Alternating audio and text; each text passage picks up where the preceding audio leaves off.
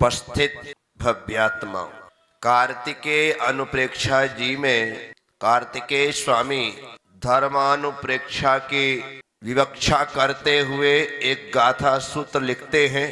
नए को विदेवी देदि लच्छी नए को विजीवस कुड़द उबयारम उबयारम अवयारम कम्मम पी सुहा सुहम। आचार्य महाराज कह रहे नए को विदेदि लच्छी, कोई लक्ष्मी नहीं देता, ना को विजीवस कुड़द उबयारम, ना कोई जीव उपकार करता है। उबयारम अवयारम, उपकार और अपकार, कम्मम पी सुहा सुहम कुड़दी, शुभा शुभ कर्म ही करते। बहुत ही सुंदर शब्दों में हमें सच्चाई से परिचित कराया जाए। हमें लगता है कि कोई ना कोई तो है जो देता है, सिर्फ भगवान यदि देता है तो हमारे भक्ति काव्यों में देता है। कहाँ देता है? हमारी भक्ति में, हमारी भावनाओं में देता है।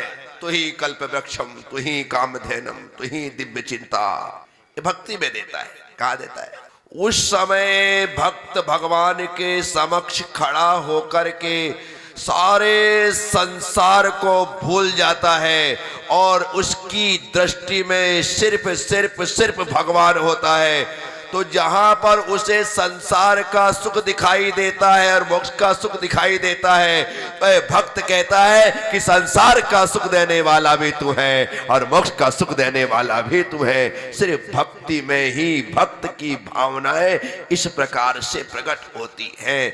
लेकिन जब वही भक्त भगवान से ऊपर उठ करके अपने आप तक पहुंचता है, तो फिर वहां जाकर के कहता है न गुरु न शिष्यो न हीनम न दीनम।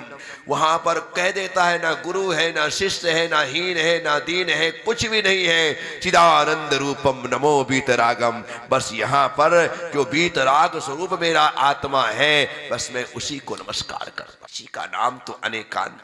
यही तो जिनागम की व्याख्या है। आंख खोल करके देखो तो भगवान ही दाता है, आंख मूंद करके देखो तो ये आत्मा ही विधाता है। किस अवस्था में है आप? बच्चा जब माता पिता के साथ रहता है उसे लगता है कि मेरा जीवन इनके बिना नहीं चल सकता, जो कुछ है आप ही है। यदि माता पिता नहीं रहेंगे तो मेरा तो जीना ही दूभर हो जाएगा। कब कह रहा है? जब वो बच्चा है तब। कब कह रहा है? जैसे ही संघ में शिष्य के रूप में कोई दाखिल होता है, भर्ती होता है, तो कहता है तुम्हें माता च पिता तुम्हें बंधु च सखा तुम्हें। कौन कह रहा है? जो अभी अभी आया है वो कहता है सब कुछ आप ही हो, क्योंकि माँ बाप को छोड़ के आया तो माँ बाप तो चाहिए। तो तुम्हें माता च पिता तुम्हें, यार दोस्तों को छोड़ करके आया, तुम्हें बंधु च सखा। कमाल है। जिंदगी भर इस सूत्र को नहीं जिएगा वह, जिंदगी भर ऐसा नहीं कहेगा वह। एक दिन बच्चा बड़ा होता है, एक दिन बच्चा बड़ा होता है, और बड़ा होता है तो बाप को भी दिखाई देता है कि बच्चा बच्चा और बड़ा हो गया है, तो अब इसके लिए बड़े जैसे काम करने पड़े। क्यों? अभी तक छोटा था, मुझे संभालना पड़ता था, अब बड़ा हो गया है, ये खुद को भी संभाल सकता है और किसी दूसरे की लड़की को भी संभाल सकता है, इसलिए इसकी शादी करता। योग्यता देखते हैं माँ बाप। यदि बड़ा हो जाए और लक्षण नहीं है तो कहते तभी तो तेरे में लक्षण ही नहीं है, इसका क्या ब्याह करेंगे, बेचारी लड़की और दुखी हो जाएगी। बच्चा बड़ा हो जाता है, विवाह कर, फिर वो संतति को बढ़ाता है, वंश परंपरा को बढ़ाता। एक समय था कि अपने आप को नहीं संभाल पाता था, आज है कि खुद के साथ साथ पूरे परिवार को भी संभालने की ताकत आ गई, बड़ा हो गया। तो सारी बातें प्रारंभ के क्षणों में भगवान ही दाता है, भगवान ही मालिक है, भगवान ही करने वाला है, उसके बिना तो कुछ हो ही नहीं सकता है। लेकिन ये सदा की बातें नहीं है, एक समय ऐसा आना चाहिए कि बच्चा बड़ा हो जाना चाहिए। बच्चा और बड़ा हो जाएगा तो धीरे धीरे करके जब बच्चा बड़ा होता है ना, तो बड़ा बनने के बाद ही पिता बनता है। बोलो जल्दी फटाफट, मेरी बातों को आप कच्चे समझ में आना चाहिए। बड़ा होगा तभी पिता बनेगा, बड़ा होगा तभी बस चल जाएगा। बड़े होने के बाद जैसे बच्चा बड़ा होकर के पिता हो जाता है, वैसे ही एक शिष्य बड़े होते होते होते होते गुरु भी होता है और एक दिन परम पिता हो जाता है, परमात्मा बन जाता है।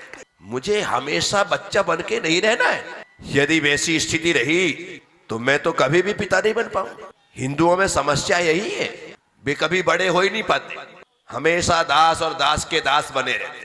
जैन आगम इस बात को कहता कि नहीं यार, यदि जिंदगी भरी दासता करना है तो फिर कोई जिंदगी है क्या है? नौकर ही बने रहे, कभी मालिक बनने का अवसर ना मिले तो फिर मतलब क्या है? ये जिंदगी तो अकारत गई। लेकिन जैन परंपरा कहते नहीं, प्रारंभ में तू दासानुदास, फिर दास, फिर खास, क्या करता रहे तू प्रयास, प्रकट हो जाएगा केवल ज्ञान का प्रकाश। चलता रहेगा, ये चलेगा। आगे बढ़ना है। मैं जहां ही हूं वहां पर ठहर करके जीना मेरा मकसद नहीं है। मैं जहां पर हूं उससे आगे बढ़ने का लक्ष्य लेकर के मैं चल रहा। हर दिन एक कदम आगे बढ़े तो जिंदगी का आनंद है। गाड़ी किसे कहते हैं रावका जी? गाड़ी किसे कहते हैं? गाड़ी के ये तो यहाँ किसने बोला अभी? चलती का नाम गाड़ी किसका कहते हैं? चलती का नाम गाड़ी और खड़ी का नाम खटारा। खड़ी का नाम, जो खड़ी है खराब हो गई, रखे रखे पंचर अपने आप टायर फट जाते हैं साहब, सब कुछ खत्म हो जाता है। चलती का नाम गाड़ी जो चलेगी, हमें भी चलते रहना है। एक भी दिन ठहरने का मत सोचना, राम काज कीन्हे बिना मोहि कहाँ विश्राम। हनुमान राम का दास बनकर, राम का आशीर्वाद लेकर जनक जननी मां सीता की खोज में निकले। रास्ते में आने वाली बाधाओं को, विपदाओं को, अवरोधों को पार होते हुए आगे बढ़ रहे हैं। राम को देख करके पर्वत राज ने कहा, हनुमान को देख करके पर्वत राज ने, जा रहे हो जाओ, माँ की खबर लाना तुम्हारा कर्तव्य है, दायित्व है, तुम संकल्प लेकर के चले हो, लेकिन थोड़ी देर विश्राम कर लो। तब बाबा तुलसीदास जी अपनी लेखनी से हनुमान जी के मुख से बुलवाते हैं, राम काज कीन्हे बिना मोहि कहाँ विश्राम। जब तक राम का काम ना हो जाए तब तक विश्राम का तो मैं सोच भी नहीं सकता हूं। मैं आप सभी उस आत्मा राम के काम से निकले। किसके काम से? आत्मा राम के काम से निकले। ये मनुष्य जीवन उस आत्मा राम के काम का ही है। और उसके लिए यदि हम चल रहे हैं तो कितने भी बीच में आपसे निवेदन किए जाए, हाथ जोड़े जाए, आपको मनाया जाए, मनुहार किया जाए, ठहरने के लिए गुजारिश की जाए, असाप मना करिए, राम काज कीन्हे बिना मोहि कहाँ विश्राम। जब तक मैं अपने आत्म तत्व को प्राप्त ना कर लूं तब तक यहाँ पर विश्राम नाम का कोई शब्द ही नहीं है। तब जाकर के हम यूं सोच करके चले कि पहुंचना है, पहुंच जाएंगे, जल्दी क्या है? अरे जो जल्दी पहुंच गए तो वहां कर क्या रहे हैं? जब वहीं पहुंचना है तो थोड़ी देर से सही आगे जाओ या पीछे जाओ, फर्क क्या पड़ता है? भाई भाई, पहले रहो या बाद में रहो, फर्क क्या पड़ता है? बहुत फर्क पड़ता है। फर्स्ट फर्स्ट होता है, बोलो फर्स्ट फर्स्ट होता है, लास्ट लास्ट होता है। फर्स्ट का तो मजा ही कुछ अलग होता है। सेहरा उसी के माथे पे सजता है, पीछे वालों को कौन क्या करता है? इसीलिए फर्स्ट। सची इंद्राणी पहली बार भगवान जिनेंद्र के दर्शन करते। किसके? पहली बार उस बाल रूप के दर्शन करती है। पहली बार उस दर्शन का ही सुपरिणाम है कि स्त्री लिंग का छेद हो जाता है। अब आप कहो कि पहले का कमाल क्या? ये कमाल है, दूसरी बार कितने भी कर लें ऐसा नहीं होता। क्या दूसरी बार कितने भी कर लें ऐसा? राजा श्रेयांश ने पहली बार आहार दिया, तुम रोज देते हो। बोलो, राजा श्रेयांश को दान तीर्थंकर कहा जाता है, तुम्हारे आगे लगाए फर्स्ट। बोलो फर्स्ट फर्स्ट होता है। इसलिए बाद में जाएं या पहले जाएं उसमें क्या फर्क पड़ता है? बहुत फर्क पड़ता है। इस अवसर पड़ी काल में पहले मोक्ष जाने वाले अनंत वीर सम्मान से नाम लिया जाता है। तो कितने सारे मोक्ष गए किसको पता है? लेकिन फर्स्ट बोलो ना, फर्स्ट फर्स्ट होता है। पूरा बोला करो, हाँ बोलते रहा, अच्छा लगता है। तुमको भी लगे कि हाँ आज हमने भी थोड़ा सा प्रवचन किया क्या? इसीलिए इसलिए इन बातों को एक तरफ कर देना कि नहीं कुछ फर्क नहीं, फर्क पड़ता है। हाँ, भागते भूत की लंगोटी भली, क्या नहीं मामा से काना मामा अच्छा, ये कहावत है हमारे यहाँ। बाद में मेरा चलेगा, लेकिन फर्स्ट तो फर्स्ट ही होता है। तो प्रयास और पुरुषार्थ हमारे द्वारा लगातार ये किए जाने चाहिए और हमें इस छोटी सी जिंदगी में उस तत्व को प्राप्त करना है जिसे पाने के लिए हमने जन्म लिया है। तो मनुष्य जीवन यूं ही गंवाने के लिए नहीं है, विषय और भोगों के लिए नहीं है, संसार के सुखों के लिए नहीं है। ये मनुष्य जीवन संसार के सुखों को भोग कर छोड़कर अपने आप को योग से जोड़कर जीने के लिए मिला है। कितने तीर्थंकर हैं अपने, जल्दी बोलो। 24। 24 में कितने की शादी हुई और कितने की नहीं हुई? 5। क्या? हाँ बोल तो, ही तो बोल रहे हैं। 19 की हुई, 5 की नहीं हुई। अब यहाँ पर 19 वाले लोग ज्यादा है कि 5 वाले ज्यादा है? जल्दी बोलो। 19 वाले या 5 वाले? 19 वाले। 5 वाले कितने हैं? तो हम ही 2 4 10 हाथ उठाएंगे, इतने उठाएंगे। बाकी सब चलो भाई तुम 5 वालों में शामिल मत हो, 19 वाले में रहो, संख्या बल तुम्हारा। परंतु वो 19 ने क्या किया? 19 ने क्या किया? वो घर में रहते ही हुए चले गए या घर छोड़ के गए? जल्दी बोलो, फटाफट बोलो। तो आप 19 वाले हो या 5 वाले? कौन से वाले हो? चलो घर कौन कौन छोड़ रहा है? अब तुमने कहा 19 वाले, बोल दो कि हम इन वाले हैं ही नहीं। किस वाले? 19 वाले बन करके रहो तो 83 लाख पूर्व की आयु भी यदि घर में व्यतीत कर दो तो भी 1 लाख पूर्व की आयु के साथ संयम को धारण करके जी लेना, इस मनुष्य जीवन का फल तुम्हें मिल जाएगा। मैं थोड़ी कहता हूं कि तुम बचपने में मेरी तरह इस रास्ते पर आ जाओ, लेकिन कम से कम 83 लाख पूर्व अर्थात तुम अपनी उम्र जितनी मानो उतनी। कितनी कितनी मान रहे हो आपकी उम्र? कुसुम बाई कितना जियोगी? 80 जियोगी। अभी कितनी की हो गई? 74, 76, 80 जियोगी, 76 हो गई। 4 साल बचे हैं, 3 साल बाद दीक्षा लेगी। आदिनाथ, अब मैं तो भाई मैथ्स का स्टूडेंट हूं, इतना ही जानते। 1 साल पहले, कितने साल पहले? इतना तो हो, अन्यथा एक दिन हमें जाना ही है। सब चले गए। कितने लोग हमें छोड़ करके चले गए, जिनसे हम कहते थे कि हम तुम्हारे बिना नहीं जी सकते। आज उसके जाने के बाद 15 साल हो गए, इत्मीनान से जी रहे हैं। चेहरे की लाली खत्म नहीं और उल्टी बढ़ गई। मजाक समझिए, सच्चाई बतलाता हूं मैं। ये बात तुमको चुभना चाहिए, तभी जाकर के कुछ होगा। पाँव में कांटा चुभता है ना, तब तुम निकालते हो। मेरी बातें तुम्हारे चुभेंगी तब तुम निकलोगे, अन्यथा तुम निकलने वाले नहीं हो। भीतर तक पिंच करे, भीतर तक जाए, तब तो कभी भाव होगा कि ये संसार जीने जैसा नहीं है, संसार रहने जैसा नहीं है, अन्यथा आखिरी श्वास भी तो वही। साथियों, भगवान कह रहे हैं नए को विदे दिदच्छी, कोई लक्ष्मी नहीं देता, कोई उपकार नहीं करता। यदि तुम्हें ऐसा लगता है तो अपने इस भ्रम को तोड़ देना। इसे भ्रम है हमारा। हमें लगता है कि हमें हमारी पत्नी सुख देती है, हमारे बच्चे सुख देते हैं, हमारे माँ बाप सुख देते हैं, हमारे नाते रिश्तेदार सुख देते हैं। सब कहने की बातें हैं। क्या है? क्योंकि तुम ऐसे जाल जंजाल में फंस गए हो कि तुम्हें पता है कि कोई सुख नहीं देता, लेकिन सामने वाले में कहना पड़ता है कि तेरे कारण ही सुन, अन्यथा तो मुझसे दुखी कोई नहीं है।